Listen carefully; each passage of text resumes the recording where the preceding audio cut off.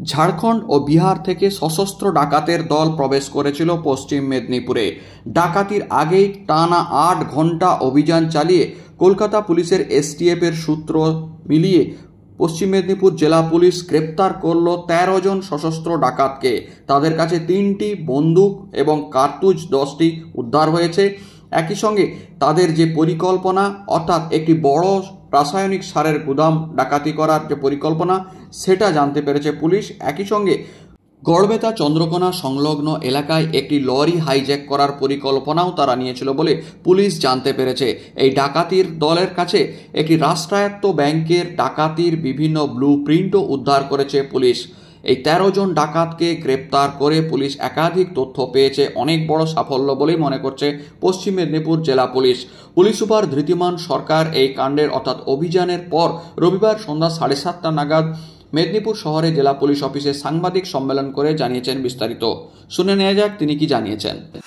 আমাদের কাছে একটি ইনপুট আসে, কলকাতা পুলিশের এসটিএফ এর তরফ থেকে একটি ইনপুট আসে যে আমাদের পশ্চিম মেদিনীপুরের একটি প্রান্তে একটি ক্রাইম করার জন্য পরিকল্পনা নিচ্ছে একটি গ্যাং অফ ক্রিমিনালস। তাদের প্রায় 10-12 জন আছে। তো ইনপুটটা পাওয়ার সঙ্গে সঙ্গে আমরা ওখানে স্টার্ট করি। আমাদের অ্যাকশন স্টার্ট করার পরে আমরা কলকাতা পুলিশের যে এসটিএফ আছে তাদের কাছ থেকে ফার্দার ডিটেলস কালেক্ট করি এবং আমাদের লোকাল সোর্স এবং নেটওয়ার্ক যারা আছে তাদেরকে আমরা অ্যাক্টিভেট করার পর আমরা প্রায় আজকে দুপুর 12টার পর থেকে আমাদের অপারেশনটি চালু হয়। আপনারা বিভিন্ন মাধ্যম থেকে জানতে পেরেছেন, সারাদিন ধরে অপারেশন চলেছে। তো অপারেশনটা আমাদের সাকসেসফুল হয়েছে এবং আমি আপনাদেরকে মিডিয়ার মধ্য দিয়ে সবাইকে জানাচ্ছি যে আমাদের টোটাল আজকে এই অপারেশনে অ্যারেস্ট হয়েছে 13 জন ক্রিমিনালস, যারা বিভিন্ন রাজ্য থেকে এসছে, যেমন ঝাড়খণ্ড থেকে এসছে, বিহার থেকে এসছে। এর মধ্যে 13 জনের মধ্যে 6 জনই বিহারের জামুই থেকে এসছে, ঝাড়খণ্ডের দেওঘর থেকে আছে। বাইরে থেকে তারা আর্মস নিয়ে এসে এখানে একটি রাসায়নিক সারের দোকান, বড় দোকান, গুদামঘর, সেটাকে তারা প্ল্যান করছিল। ওটাকে আজকে রাত্রে ভেঙে ওখানে তারা ডাকাতি করবে। তাদের কাছে 3টে আর্মস পাওয়া গেছে, 1 শর্ট আর্মস আর 10টা অ্যামিউনিশনস এখন অবধি পাওয়া গেছে। এটাও তাদের মধ্যে আজকে প্ল্যানিং ছিল, আমরা সূত্র মারফত পেয়েছি। যারা আমাদের সোর্সেস থাকে তারা সেটাও জানিয়েছে এবং পরবর্তীকালে তাদের প্রাথমিক জিজ্ঞাসাবাদে তারা সেটা কনফিউজও করেছে। একটি বড় ট্রাক জাতীয় গাড়ি তারা আইডেন্টিফাই করেছে। যেটা আপনারা সবাই জানেন যে গড়বেতা, দাসপুর, মেছোগ্রাম যে রুটের একটি ট্রাক আইডেন্টিফাই করেছিল, সেটাকে তারা হাইজ্যাক করবে এবং সেটাকে তারা ছিনিয়ে নেবে এবং সঙ্গে টাকা পয়সা বা আদার্স জিনিস যেগুলো থাকবে সেগুলো তারা নেবে। এবং এইটা ঘটনা করতে গিয়ে যদি কারোর জীবনহানিও ঘটে সেটাই তারা পিছুপা হবে না। এর সাথে সাথে খড়ার এলাকায় এবং ওই তৎসংলগ্ন ক্ষীরপাই, ওই যে বর্ডারিং এরিয়াটা আছে যেটা চন্দ্রকোনা আর ঘাটালে এবং যেটা আবার সোজা বেরিয়ে যাচ্ছে আরামবাগ সাইডে, ওই এরিয়াটাতে একটি ব্যাংক, রাষ্ট্রায়ত্ত ব্যাংক ওরা টার্গেট করেছিল। আমি নাম বলছি না, বাট একটি রাষ্ট্রায়ত্ত ব্যাংক টার্গেট করেছিল। আমরা তাদের কাছ থেকে যে মোবাইল ফোন সিজ করেছি, সেই ব্যাংকের ছবি পাওয়া গেছে, সেই ব্যাংকের লোকেশনস পাওয়া গেছে এবং সেই ব্যাংকের জন্য সার্চ করে যে আদার্স যেগুলো দেখতে হয়, ব্যাংকের ফোন নাম্বার থেকে শুরু করে এভরিথিং আমরা সেখানটাতে পেয়েছি। সো এই ওভারঅল যে আমাদের অপারেশন অ্যাকশনস যেটা হয়েছে সেটা কিন্তু আজকে প্রায় দিনভর, প্রায় 8 ঘন্টা ধরে আমাদের অপারেশনস হয়েছে। সেটা ঘাটাল থানা এবং চন্দ্রকোনা থানা এরিয়ায় আমাদের superior officers, additional SP, SDPO including আমিও ওখানে ছিলাম এবং দিনভর এটাকে অ্যাকশন করে আজকে পুরো টিমটাকে আমরা ডিরেক্ট করতে সক্ষম হচ্ছি। বাইরে থেকে যারা এসছে তারা ফায়ার আর্মস নিয়ে এসেছিল 3টে, 10টি আর্মস, 10টি অ্যামিউনিশনস, সেগুলো কিন্তু আজকে ওদের কাছ থেকে সিজ করা হয়েছে। সো আমার তরফ থেকে ব্রিফ করার, বাকি আপনাদের কিছু থাকে কেন আসছে।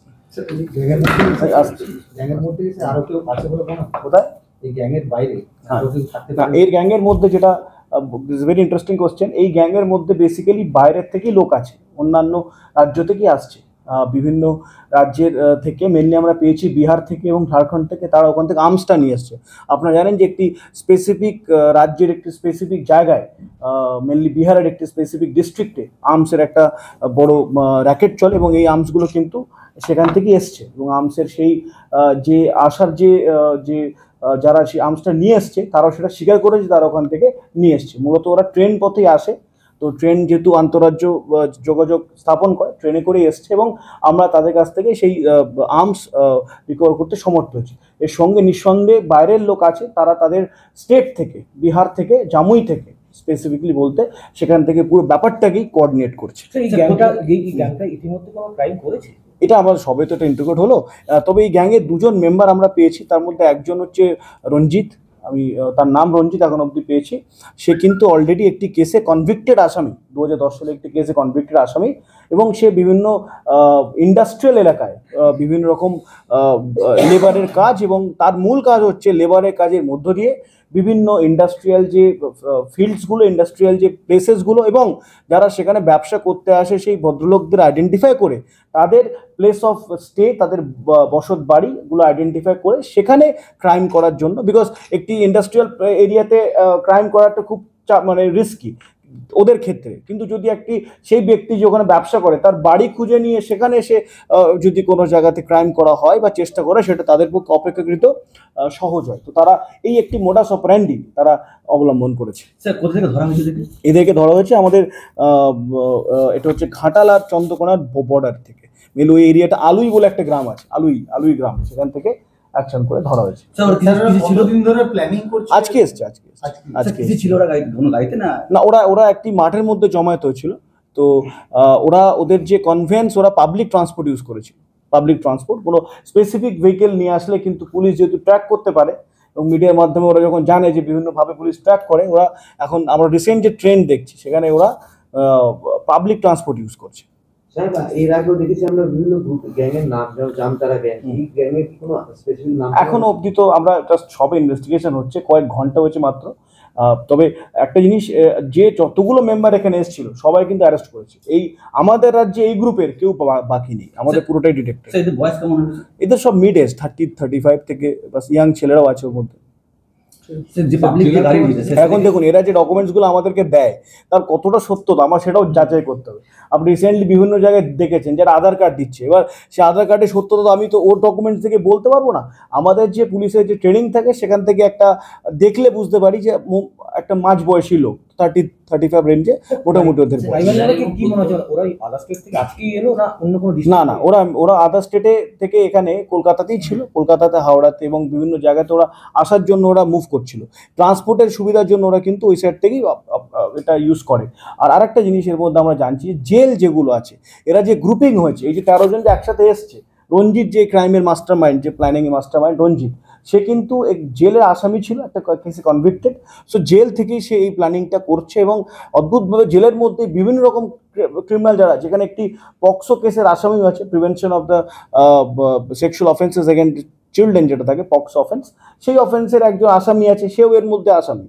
তো জেলের মধ্যে কিন্তু এদের রিগ্রুপিং হচ্ছে, এবং রিগ্রুপিং হয়ে তারা এরকম বিভিন্ন জায়গায়, যেখানে তাদের পূর্ববর্তী কোনো ক্রাইমের কোনো এক্সাম্পল নেই। একটি আমরা যেমন জানি, আপনারা জানেন যে হিস্ট্রি শিট বা ক্রাইমের জন্য যারা মনিটরিং করে, তাদের একটা প্রধান গুরুত্বপূর্ণ হচ্ছে ক্রাইম প্রবণতা, এবং সেখানে কারা কারা ক্রাইম করে, ক্রিমিনালসের অ্যাক্টিভ ক্রিমিনালস লিস্ট। এরা একটা নতুন মোডাস অপারেন্ডি ইউজ করছে, যেখানে যারা ক্রাইম করেনি তারা জেলের মধ্যে সেই অপরিচিত লোকজনের সঙ্গে পরিচিত হয়ে যাচ্ছে। পরিচিত হওয়ার পর তারা সেই নতুন নতুন ফিল্ডসগুলো, নতুন নতুন জায়গাগুলো তারা ক্রাইম করার জন্য বেছে নিচ্ছে। স্যার, এই যে পাবলিক যে গাড়ি ব্যবহার করে, সেটা কি আটক হয়েছে না? কোনটা? না, বাস, ট্রাম, ট্রেন। রঞ্জিতের বাড়ি কিছু জানা গেছে? ডিটেলস আমি বলবো। সব বাড়ি বিহারে, রঞ্জিতের বাড়ি তো বিহারে, জামুই, ও জানা গেছে। যেহেতু ওটা একটি বর্ডারিং এরিয়া আমাদের জেলায়, আপনারা জানেন যে ওটার সাথে হুগলি জেলার আছে বর্ডার, তো দ্রুত যাতে পুলিশে এসকেপ করা যায় সেই জন্যই অফকোর্স। বলছি সাহেব, একটা কথা, যে কিছুদিন আগে দেখা যাচ্ছিল যে বিভিন্ন সোশ্যাল মিডিয়ার মাধ্যমে একটা লিস্ট অফ মানুষের ছবি দেওয়া হচ্ছে, এবং উপরে লেখা হচ্ছে যে এরা ভিন রাজ্য থেকে এসে বিভিন্ন পন্থা নিয়ে চুরি ডাকাতি করার জন্য আসছে, আপনারা সকলে সতর্ক থাকুন, এরকম একটা মেসেজ কিন্তু অনেকের ফোনেই গেছে। আচ্ছা, তার সাথে কি কিছু না, ওটা যদি কেউ কোনো মেসেজ থেকে থাকে, আমি আপনাদের মাধ্যমে আবার বলবো আমার জেলাবাসীকে, আমার পশ্চিম মেদিনীপুর জেলা সকলকেও, যদি এরকম লিস্ট আপনারা কিছু পেয়ে থাকেন আমাদেরকে হোয়াটসঅ্যাপে জানান বা ইমেল করুন, বা আমাদের সোশ্যাল মিডিয়ার যে প্লেসেসগুলো আছে সেখানে ডিএম বলে, ডাইরেক্ট মেসেজ ডিএম করে আমাদেরকে ইনফর্ম করুন, আমরা ভেরিফাই করে অ্যাক্টিভেট তার যে অ্যাকশন নেওয়া অ্যাকশন নেব। ঠিক স্যার, ওদের কোনো ছবি পাওয়া যাবে স্যার? ছবি টবি নিয়ে নেবে? আচ্ছা, ছবি দিয়ে দিচ্ছি, আমি দিয়ে দিচ্ছি, কিছু আছে। হ্যাঁ, না, এখানে আসবে সব দেবো, দাঁড়া, সবে তো পেলাম, ফলো আপ করবো না, একদিন হয়ে গেল। নামগুলো অনেক নাম আছে, 13 জনের নাম আছে। দিদিন না আচ্ছা, ঘাটালের আলুই থেকে আজকেই আজ কটা থেকে বলবো? বলবে অপারেশন হলো 6 ঘন্টা 7 ঘন্টা ধরে। 6-7 ঘন্টা ধরে অপারেশন। হ্যাঁ, আচ্ছা, একটা থেকে ধরো আর এসটিএফ হ্যাঁ, কলকাতা পুলিশের STF এর ইয়েতে ছিল, ইনফরমেশন ছিল। এসটিএফ এর ইনফরমেশন জেলা পুলিশ সাথে ছিল, তাই তো? হুম। আচ্ছা, আর হচ্ছে ওই ঘাটালের আলুইতেই হয়তো অপারেশন। হ্যাঁ। মোট 13 জন। হুম। আর ওদের সাথে আর্মস কি বললেন? আর্মস 3টা আর্মস, 10টা অ্যামিউনিশন, আর্মস বলতে কি ছিল? মানে শর্ট আর্মস, ছোট আর্মস। আচ্ছা, দেখাচ্ছি কি আর্মস। আর্মস আর 10টা কার্তুজ। হ্যাঁ, কার্তুজ। আচ্ছা, আর কিছু? আর না, গ্যাস কাটার, টিবলেট, গ্যাস কাটার পাওয়া গেছে। গ্যাস কাটার, তোমার হচ্ছে ওই কি চাকু, নাইফ সমস্ত পাওয়া গেছে, ছুরি।